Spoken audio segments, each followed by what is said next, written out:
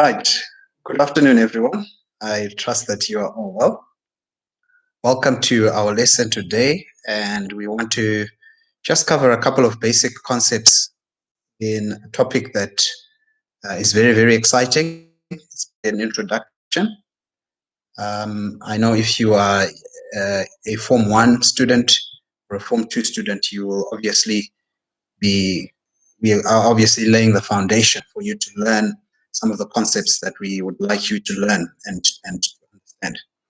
And what I want to cover with you today basically is a very short list on input devices, and just to highlight a couple of input devices that are available and that we can use, and the benefits of this. As you go higher up and as you learn and as you start your computer science syllabus, you will obviously get into a lot more detail, and it will be much more exciting as you will learn even deeper concepts, deeper details around the different types of input devices. Okay, one of the resources that we will be making use of is the IGCSE Computer Science textbook. Okay, that you should have available in your resource pack, and we want to just open that resource up, just accessing it from the classroom. I have a copy in the Google Classroom, and as I open that up, we can then just have a look at the very, very first topic. Okay, so if you just give me a moment, I'm just opening the resource for ICT, and then we can basically introduce this topic on. Okay, so it's the Cambridge IGCSE textbook for computer science.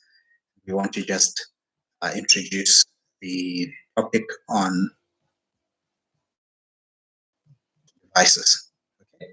So obviously we will talk about input devices, we'll talk about output devices. So in this chapter, what we will be learning about, we will be learning about the input devices, and we'll be learning the uses of each of the devices. We'll learn about the advantages of each device. We'll learn about the disadvantages of each device. We will also cover direct data entry, okay, which is direct data entry devices, DBE devices. Then we will also cover obviously output devices, and under output devices, we will learn of each device, advantages of each device, as well as the disadvantages of each device as well. All right, so welcome to our lesson as we cover some new material under that topic, input and output devices. All right, so we would like to get started, and obviously one of the things that I would encourage you to do, as always, as good, diligent workers and learners, is to obviously make notes as we go through. We keep your information. You take your notes regularly. Make sure that you update your notes, and then when we get to exercises as well, we will be I'll use the notes that you are making use of, and we will make progress that way. So let's get into the lesson, and let me lay the foundation as I was just explaining to you. So input and output, input devices and the uses. Obviously, as the name suggests, these are hardware devices that allow data to be input into a computer. And there are many such devices that exist, ranging from the more common ones, such as the keyboard, and there are also other more specialist devices such as barcode readers and so on. Let's begin today by looking at keyboards. And obviously, if you have a look at the textbook, okay, page reference is page 19 of your textbook. And if you have a look at, there's obviously an image there of the textbook. And what is a keyboard? Keyboard is the most common input device, and they're used to input numbers, instructions into the computer. And most use the QWERTY. Okay, it's called the QWERTY keyboard. And this name comes from the keys which are on the top row. Okay, QWERY. Okay.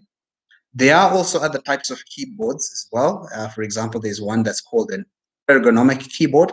This is designed to reduce health-related problems which are associated with the standard keyboards that you are probably more used to. Again, there is an image there of what the keyboard looks like. All right. And what are the uses of keyboards? There are two that we will look at very quickly. Keyboards are used to input data into application software. For example, you can enter text into a word processor, you can enter numbers into a spreadsheet, etc. And they are also used, keyboards also used for typing in commands into the computer. For example, print screen, you can press Control P and you can print out different information. And so what are the advantages of keyboards? They're fast entry. Okay, you can use them to enter information fast, quickly into a document, and it's easy to use for most people, and it's easier to do verification checks as data is entered.